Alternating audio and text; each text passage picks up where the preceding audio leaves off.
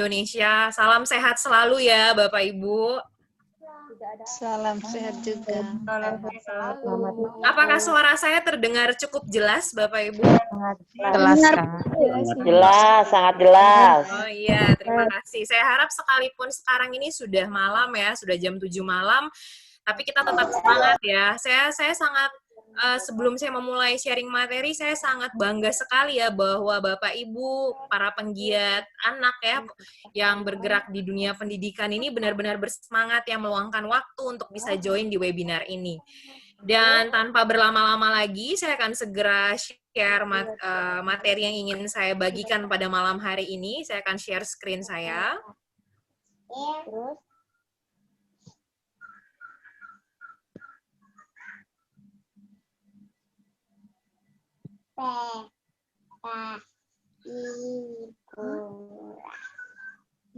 Baik, apakah sudah terlihat di layar Bapak Ibu sekalian? Sudah. Poin saya? Sudah, Bu. Oke, baik. Sebentar. Oke. Baik, Bapak Ibu, pada malam hari ini topik yang akan saya bagikan judulnya adalah Raising Students Engagement in Online Class. Artinya bahwa bagaimana cara kita untuk meningkatkan pencapaian siswa kita atau pencapaian anak didik kita di kelas online ya. Karena kita tahu bahwa di masa-masa pandemi COVID-19 ini Bapak Ibu merupakan masa-masa yang tidak mudah ya buat kita di Indonesia bahkan secara global di seluruh dunia. Di mana pembelajaran kita atau kegiatan belajar mengajar baik itu secara formal maupun non formal yang biasanya kita lakukan secara tatap muka dengan peserta didik kita atau anak didik kita, semuanya itu berganti ke ruang virtual atau online ya, ruang online seperti itu. Yang tadinya kita bisa dengan ramahnya, dengan dekatnya, bercengkrama dengan peserta didik kita, namun karena masa pandemi, semua itu berubah dan mengharuskan kita semua untuk mengubah tatap muka itu menjadi PJJ atau pembelajaran jarak jauh.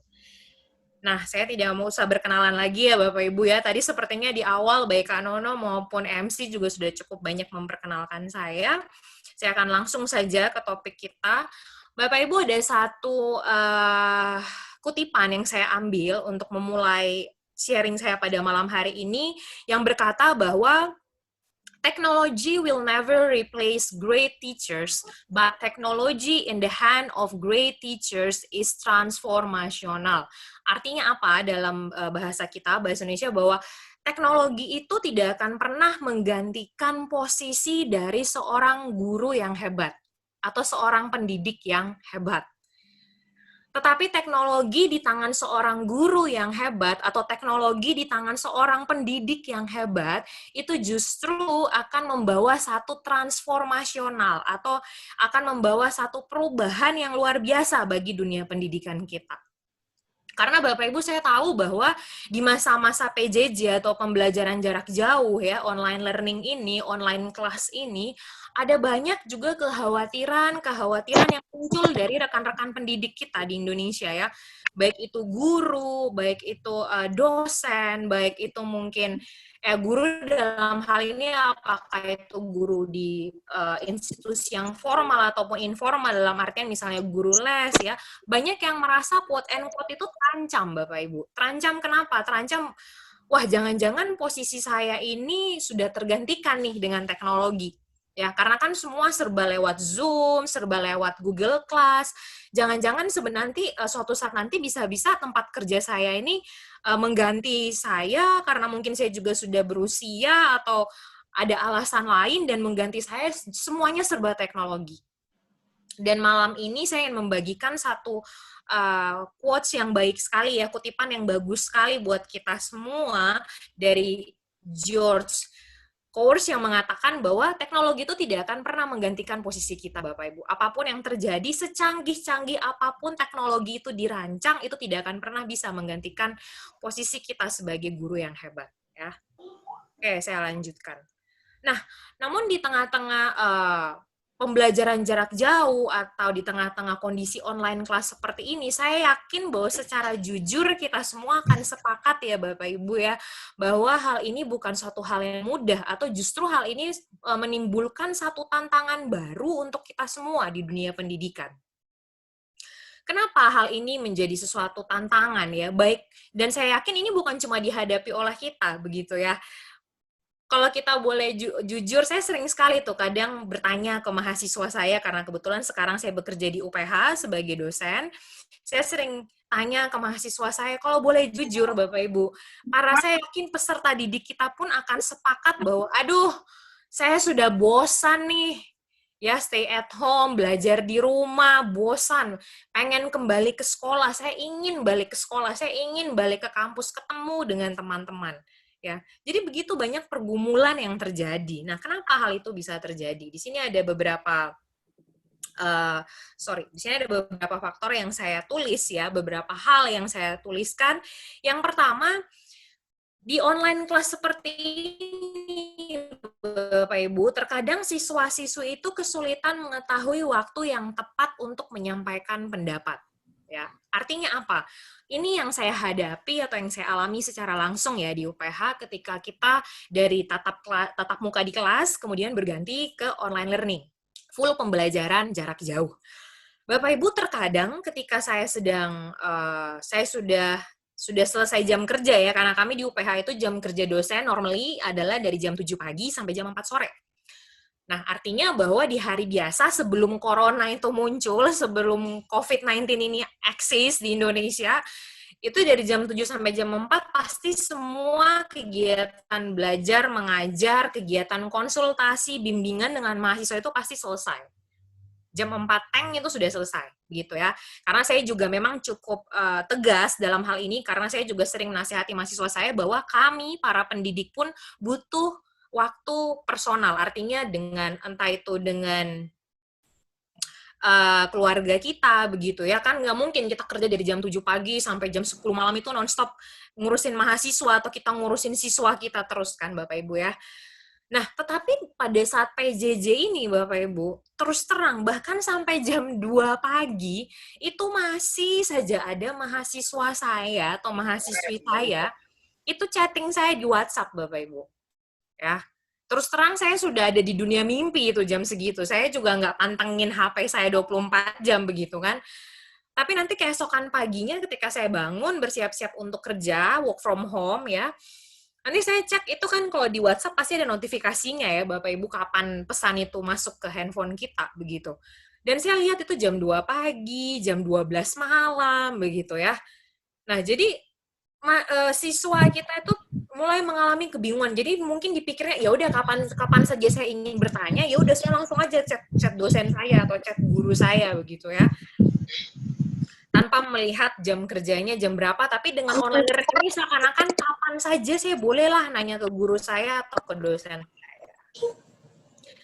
Lalu yang kedua, kesulitan membaca elemen penting dari komunikasi seperti bahasa tubuh atau body language, kemudian ekspresi wajah atau facial expression kita.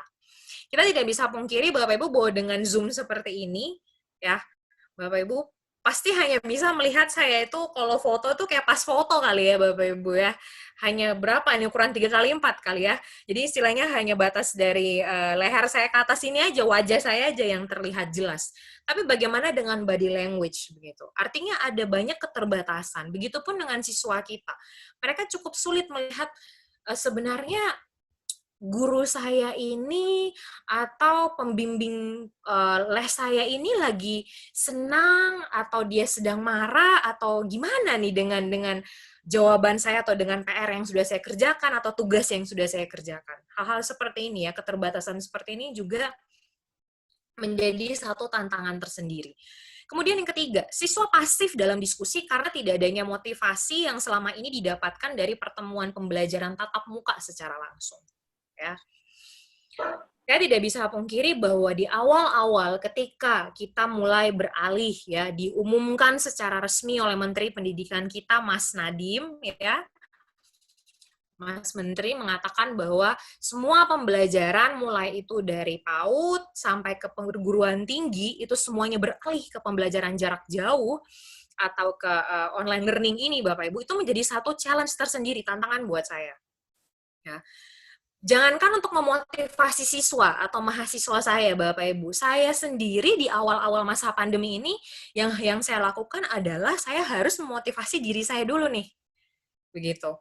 Karena ini saya yakin bahwa kita semua mengalami suatu switch, suatu perubahan yang sangat drastis ya. Biasanya saya di kelas bisa langsung dengan puluhan, bahkan kami di FLA itu, Faculty of Liberal Arts itu, bisa jadi Bapak Ibu, dalam satu kelas kami mengajar ratusan mahasiswa. Karena memang kami itu mengampu mata kuliah wajib umum kalau di universitas, di perguruan tinggi. Jadi seperti bahasa Indonesia, filsafat, nah, itu adalah tugas FLA. Jadi dengan banyaknya mahasiswa yang biasanya saya bisa berinteraksi langsung, memotivasi langsung, kamu apa kabar?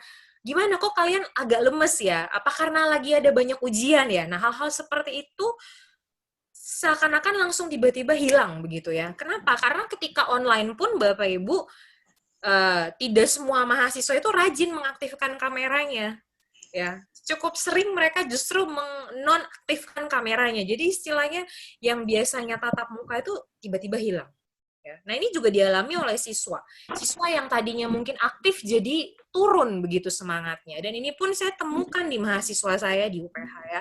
Mereka jujur, Miss Lisa, mereka kalau panggil saya kebetulan Miss Lisa, kami itu dulu semangat sekali, tapi terus terang ketika, belajar dari rumah kami bosen, jadi males, jadi mau bertanya juga kami malas, jadi mau memberikan pendapat juga kami, mager gitu ya, istilahnya anak-anak muda kan mager untuk nanya gitu loh, Miss. Nah, hal ini dialami oleh siswa dan oleh mahasiswa kita, ya. Yang berikutnya, nah ini adalah kendala yang paling sering terjadi, Bapak Ibu. 99,99% ini sering sekali terjadi bahkan di kelas-kelas saya. Koneksi internet yang terbatas, atau bahkan ketersediaan teknologi yang terbatas. Bapak Ibu, kami di UPH itu juga mahasiswa kami itu tersebar hampir di seluruh Indonesia, ya, mulai dari Sabang sampai Merauke. Ya, saya cukup sering tuh mendapatkan japri atau WhatsApp dari mahasiswa saya, Miss Lisa, maaf, ini koneksi internet saya gangguan. Belum lagi kalau ada drama mati lampu, Bapak Ibu ya. Mohon maaf, saya lahir besar di Papua, jadi biasanya istilah kami itu mati lampu. Kalau listriknya itu off, Bapak Ibu, kita biasanya bilang mati lampu gitu kan. Belum lagi kalau ada drama mati lampu, Bapak Ibu ya. Seperti kita tahu bahwa di Indonesia itu ada daerah-daerah tertentu termasuk di Papua secara khusus ya, di Jayapura, saya dari Jayapura, itu pemadaman listriknya kadang-kadang itu niatnya tuh agak-agak niat begitu ya Bapak Ibu ya. Jadi bisa hampir seharian itu bisa mati lampu, bisa listriknya itu off begitu Bapak Ibu. Nah, hal-hal seperti ini tuh menjadi satu kendala yang bahkan menjadi satu tantangan yang bahkan mungkin bisa memicu, wah, sampai kapan gitu ya Tuhan ini online learning ini akan berakhir begitu.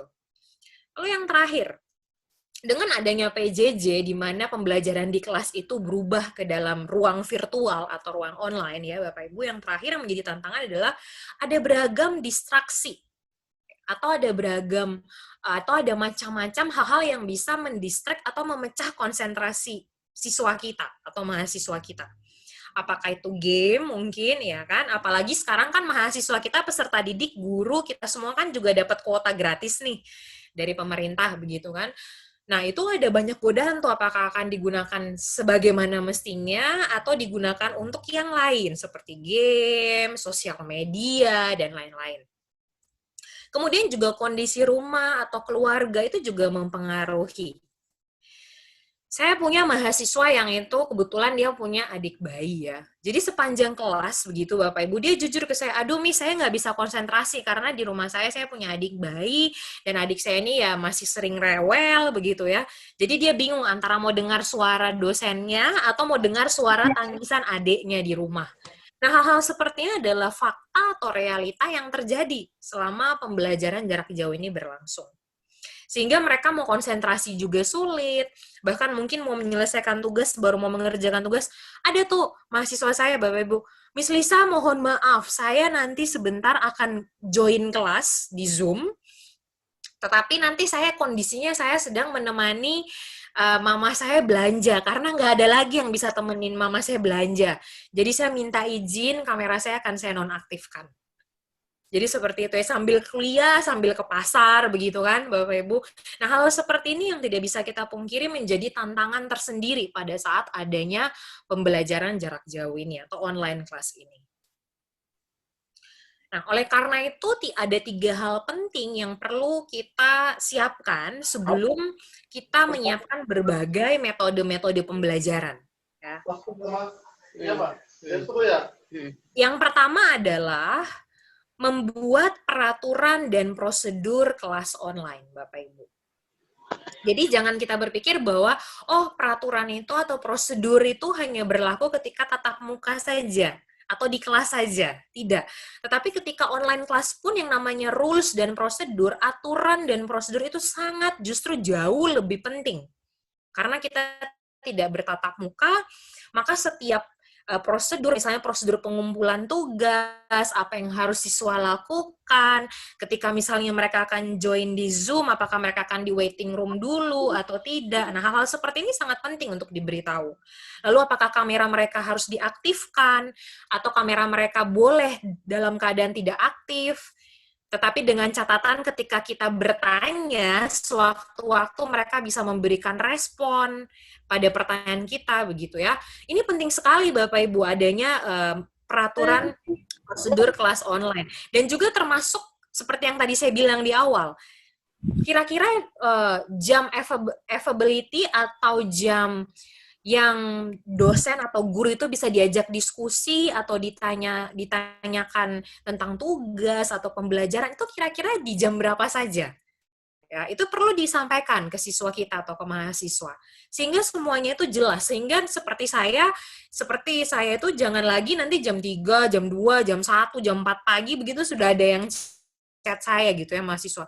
Chatnya bisa langsung, "Nih saya mau tanya, ini yang bab 3 ini yang di makalah saya maksudnya apa ya? Miss, saya mau tanya, ini yang video pembelajaran ini kok saya nggak bisa akses ya? Dan itu jam 12 malam saya udah di dunia mimpi seperti kata saya tadi. Jadi penting sekali adanya aturan yang kita buat di kelas online. Lalu kalau kami di UPH, Bapak Ibu, terutama di fakultas saya, di FLA, Fakultas Liberal Arts, itu memang kami punya satu aturan bahwa mahasiswa itu wajib mengaktifkan kameranya pada saat ada tatap muka virtual seperti kita malam hari ini, atau pada saat sesi sinkronus seperti kita malam hari ini. Kecuali kalau mereka punya kendala-kendala tertentu, nah itu mereka harus mengkomunikasikan terlebih dahulu kepada kami, dosen, pengajar. Kenapa? Karena hal ini juga untuk mencegah kita itu merasa bahwa ada mahasiswa kita, ada peserta didik kita yang sedang mendengarkan, tapi ternyata mereka juga ya sudah di on-kan saja Zoom-nya, join, off-kan kamera, dan entah mereka ada di mana begitu ya.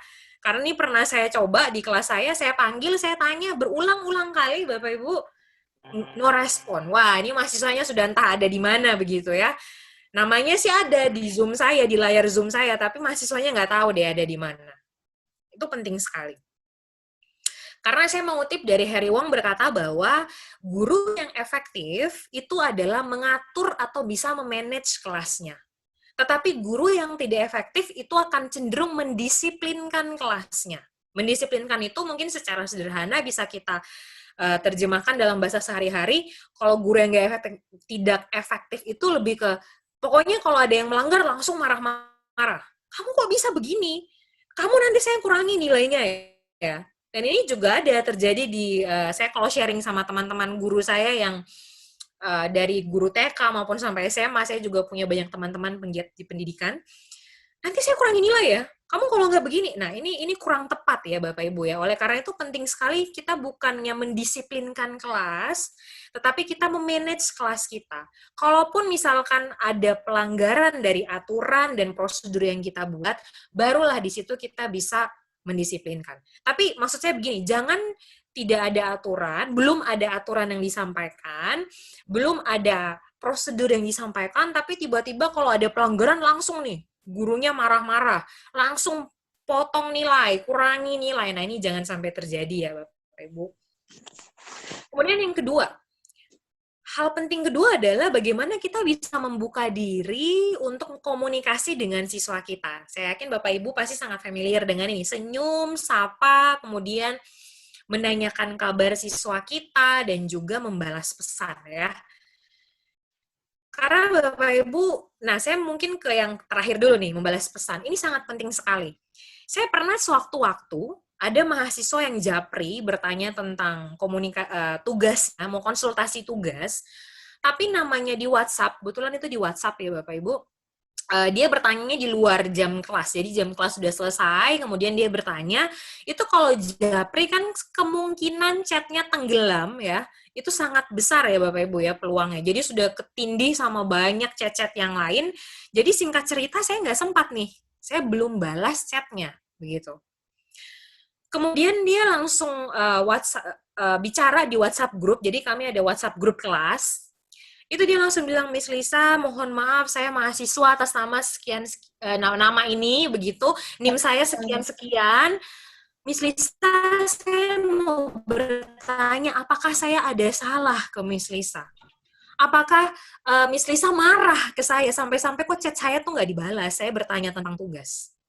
Jadi ternyata Bapak Ibu tidak membalas pesan itu juga bisa menimbulkan asumsi ya di benak mahasiswa atau di benak peserta didik kita, istilahnya baper begitu ya.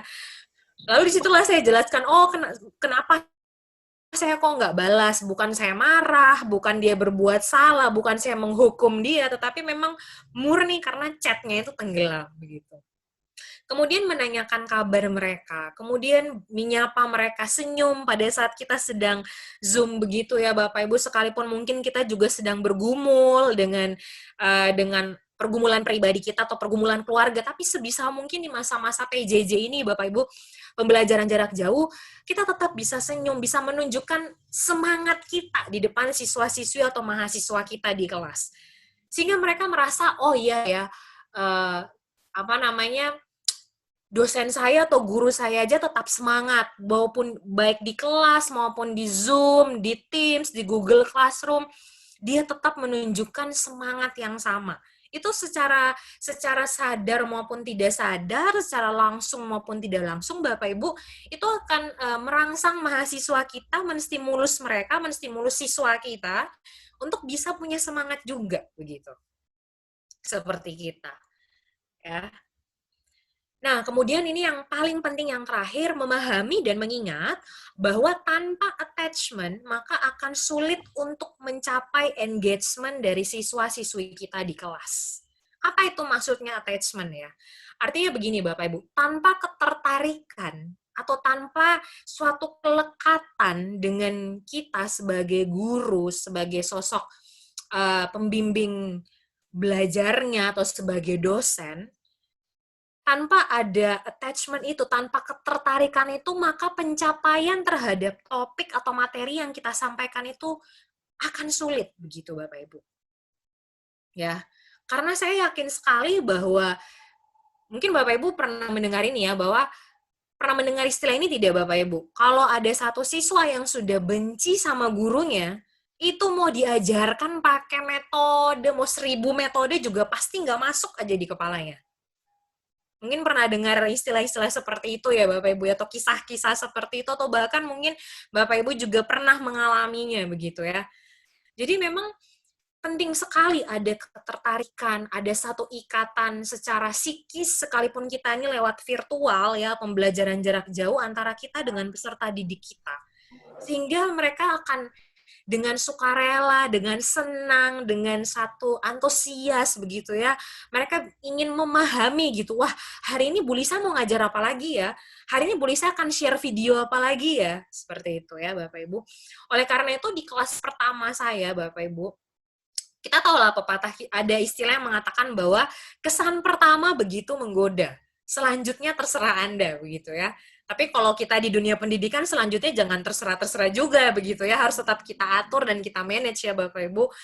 Kesan pertama itu sangat penting. Oleh karena itu di setiap awal pertemuan saya di kelas online atau pembelajaran jarak jauh ini Bapak Ibu, itu saya sangat sering sekali menggunakan waktu session pertama, tatap muka pertama saya dengan mahasiswa saya itu sebagai kesempatan saya untuk ada first impression, ada attachment, sudah mulai membangun ada keterikatan antara saya sebagai dosen dan mereka sebagai peserta didik, sebagai mahasiswa.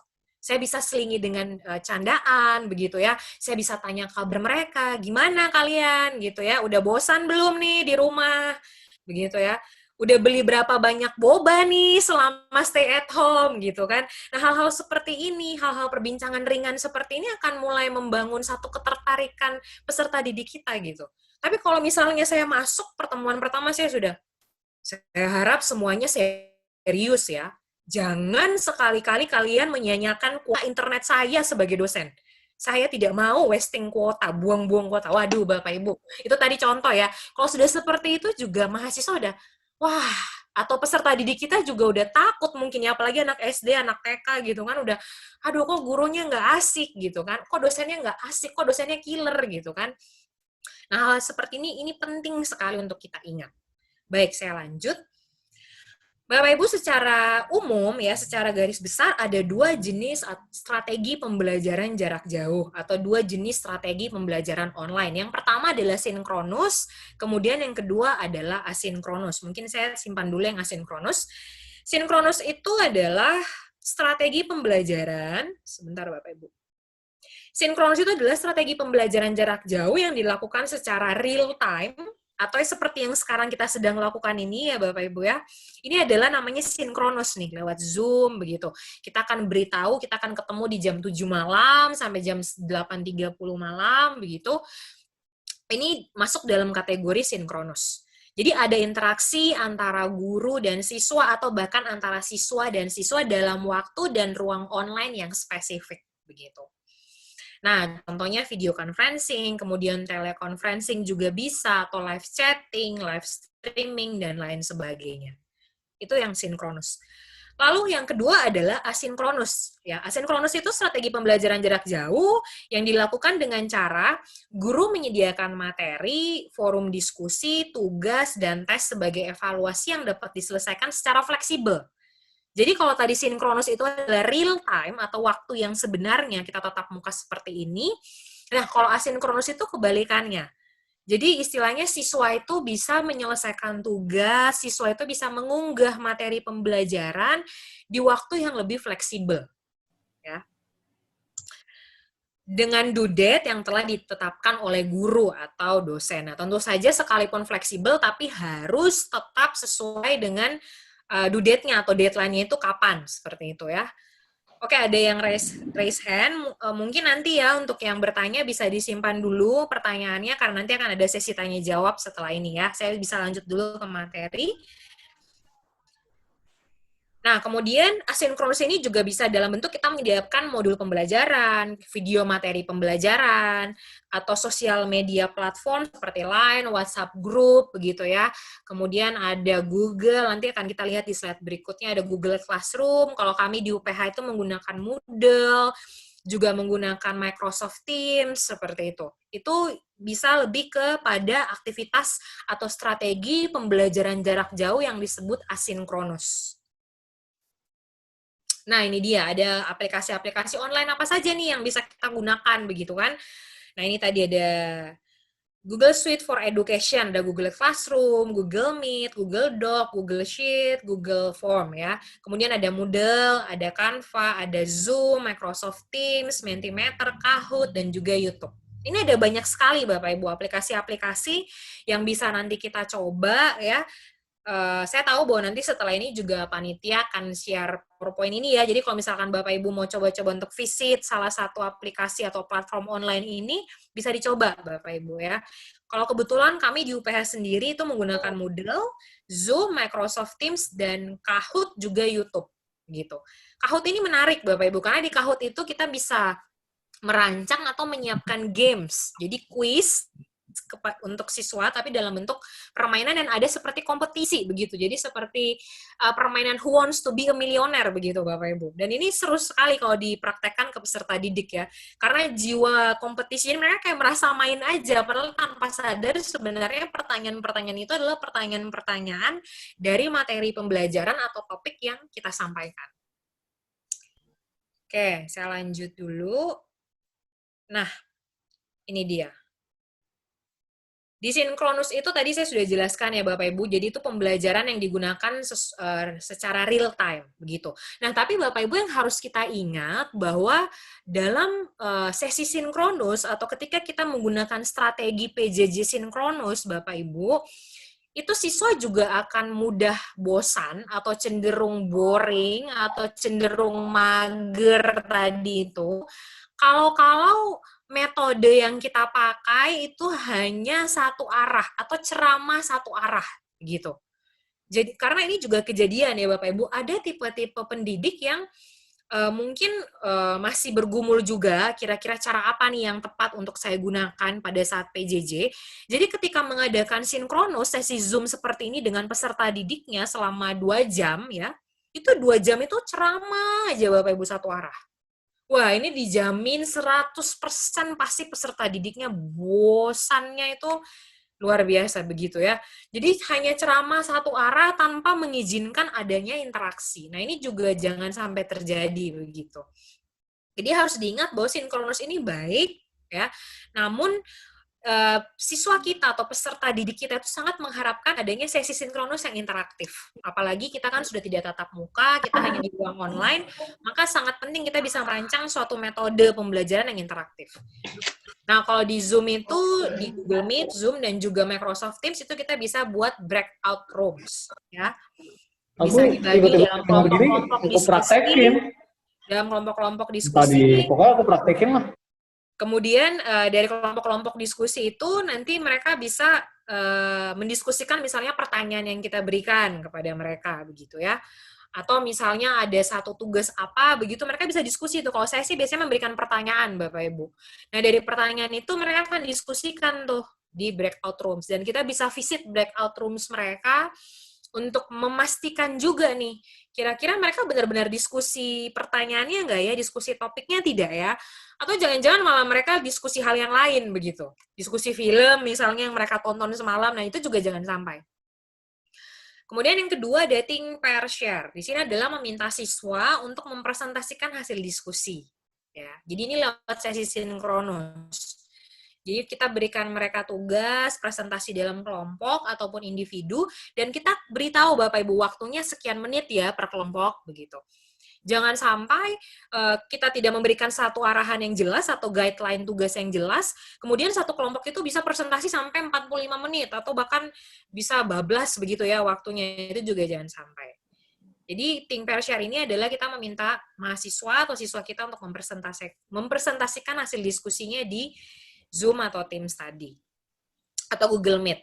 Nah, ini bisa di-combine Bapak Ibu antara breakout rooms, misalnya mereka sudah berdiskusi tadi di breakout rooms, kemudian kita kembalikan mereka ke kelas besar bersama, begitu ya. Nah, lalu mereka boleh tuh kita minta, coba dari kelompok satu presentasikan dong 1 menit atau 2 menit, hasil diskusi kalian tadi tentang pertanyaan yang saya berikan tuh apa. Nah, itu juga bisa, begitu. Jadi istilahnya, sekalipun kita itu dalam ruang virtual atau kita ada di Zoom begitu ya, tapi tetap interaktif itu atau ada interaksi antara kita dengan siswa dan antara siswa dengan siswa di dalam kelas kita.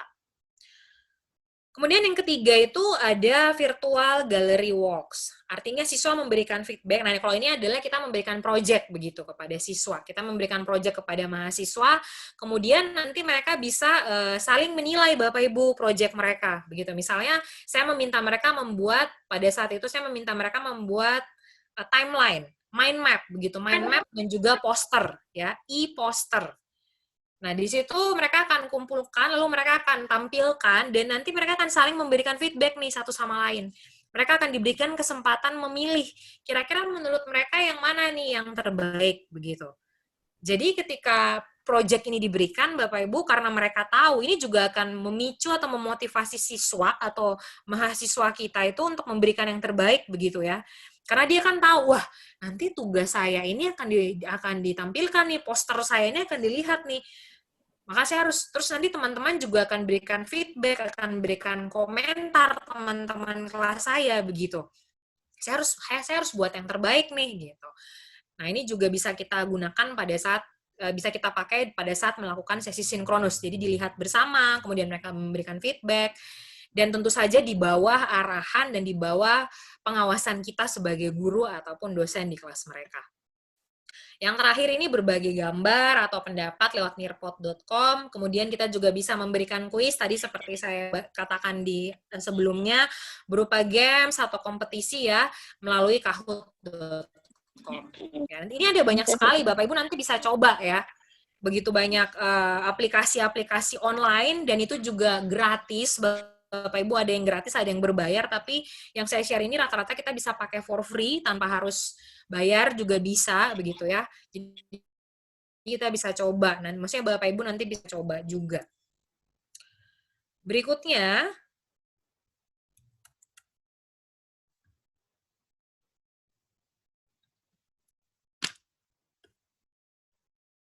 halo, apakah suara saya masih terdengar, Bapak Ibu? Masih, Bu. Masih.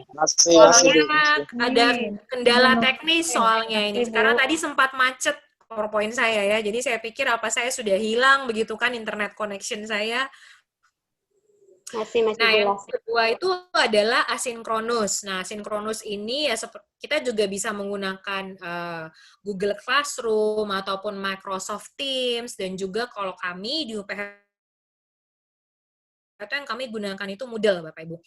Jadi di Moodle itu sudah ada video pembelajaran ya, di mana kami ada tapping video, kami menjelaskan videonya juga nggak lama-lama ya Bapak Ibu ya, hanya 12 sampai 15 menit. Artinya intisari topik yang akan disampaikan di setiap tatap muka itulah yang kami sampaikan di video pembelajaran. Lalu nanti di Moodle itu juga ada quiz yang bisa mereka kerjakan, ada forum diskusi yang bisa mereka kerjakan juga. Jadi mereka akan saling menanggapi di forum diskusi, itu lebih ke asynchronous activity. Ya. Sebenarnya kedua hal ini, Bapak Ibu, sinkronus dan asinkronus ini bisa digabungkan bahkan dalam satu pertemuan yang sama, begitu. Jadi bisa kita combine ya, sinkronus dan juga asinkronus. Contohnya saya, Bapak Ibu, di kelas saya itu saya sering sekali mengcombine dua strategi pembelajaran jarak jauh ini, sinkronus dan asinkronus. Saya sangat-sangat jarang itu melakukan sesi sinkronus dengan mahasiswa saya sampai memakan waktu 1 jam, itu sangat jarang, bahkan sepertinya tidak pernah begitu Bapak Ibu. Kenapa? Karena saya suka combine. Jadi kami itu di FLA itu perkuliahan kami itu adalah 2 SKS ya. Satu SKS-nya itu 50 menit, jadi ada 100 menit pembelajaran. Biasanya saya menggunakan sinkronus atau tatap muka di Zoom itu sekitar 30 sampai 40 menit. Dan itu pun bukan menjelaskan materi, Bapak Ibu. Saya biasanya di sesi sinkronus itu adalah diskusi, tanya jawab dengan mahasiswa. Atau bahkan mereka presentasi atau breakout room tadi itu. Jadi bukan lagi ceramah satu arah begini, ya. Lalu nanti setelah 30 menit sampai 40 menit sinkronus, setelah itu waktu selebihnya itu mereka akan melakukan aktivitas pembelajaran asinkronus di Moodle. Mereka akan mengerjakan forum, diskusi, mereka akan mengerjakan tugas misalnya, atau biasanya saya juga misalnya memberikan tugas podcast yang harus mereka buat, lalu mereka akan unggah itu ke Moodle, seperti itu. Jadi akan baik sekali kalau kedua ini bisa combine. Tapi kalaupun misalnya mau berdiri sendiri-sendiri itu juga tidak masalah, begitu ya. Nah, lalu mungkin ada yang bertanya begitu. Jadi sebenarnya Bu Lisa, apa strategi pembelajaran jarak jauh yang terbaik untuk kelas saya begitu? Atau apa sebenarnya pembelajaran jarak jauh metode yang paling ampuh yang bisa saya pakai begitu? Jawaban saya adalah harus disesuaikan dengan karakteristik mata pelajaran yang kita ajarkan ya Bapak Ibu, tujuan pembelajaran, jumlah murid, dan cara guru menyampaikan materi yang diajarkan. Jadi saya tidak bisa mengatakan satu strategi secara saklek ini yang terbaik. Tetapi ada banyak komponen-komponen juga yang harus kita pertimbangkan. Dari karakteristik mata pelajaran itu sendiri, kemudian tujuan dari pembelajaran di topik ini itu apa, lalu kita bisa mulai memilih kira-kira metode apa yang cocok. Kemudian jumlah muridnya berapa atau jumlah mahasiswanya berapa, dan cara kita menyampaikannya itu bagaimana. Begitu ya. Oke, saya sudah diingatkan oleh panitia waktu saya kurang dari 10 menit ya. Baik. Oke, kebetulan sudah di penutup ya. Nah, Bapak Ibu, di sini saya mau katakan di slide terakhir saya bahwa tugas kita sebagai guru adalah membuat siswa-siswi kita mencintai ilmu dan bagaimana supaya mereka itu bisa gemar belajar. Karena pada akhirnya proses belajar itu adalah proses seumur hidup, begitu ya. Saya selalu bilang ke mahasiswa saya dan juga siswa saya bahwa life is long learning process. Karena belajar itu tidak hanya terkungkung atau hanya stuck, hanya terbatas di ruang kelas kita saja. Tapi bahkan ketika kalian di luar kelas, ketika kalian berinteraksi dengan keluarga, berinteraksi dengan orang-orang sekitar, kalian pun bisa banyak belajar hal-hal baru yang mungkin tidak kalian temukan di dalam kelas. Ya. Dan itu adalah tugas kita sebagai guru, bagaimana mereka bisa mencintai proses belajar itu. Namun yang kedua, memiliki berbagai aplikasi dan metode belajar adalah sesuatu yang sangat diperlukan bagi guru saat-saat ini ya, Bapak Ibu, terutama di masa-masa pandemi ini, di masa-masa pembelajaran jarak jauh ini. Namun ingat bahwa semuanya itu hanyalah alat, Bapak Ibu. Karena hati dan jiwa kitalah yang sesungguhnya dibutuhkan siswa. Maksudnya apa nih kalimat kedua? Artinya bahwa metode, aplikasi, itu semua penting. Tetapi hati kita, semangat kita untuk tetap mengajar, tetap melayani siswa-siswi kita, peserta didik kita, atau attachment itu tadi, itu yang paling penting yang juga dibutuhkan oleh siswa kita. Begitu ya. Oke, saya pikir itu saja dari saya. Terima kasih Bapak Ibu untuk perhatiannya ya. Terima kasih sudah mendengarkan juga sharing materi dari saya malam hari ini. Dan saya akan kembalikan ke MC dulu sebelum nanti akan ada sesi tanya jawab. Terima kasih semuanya. Selamat malam. Silakan MC.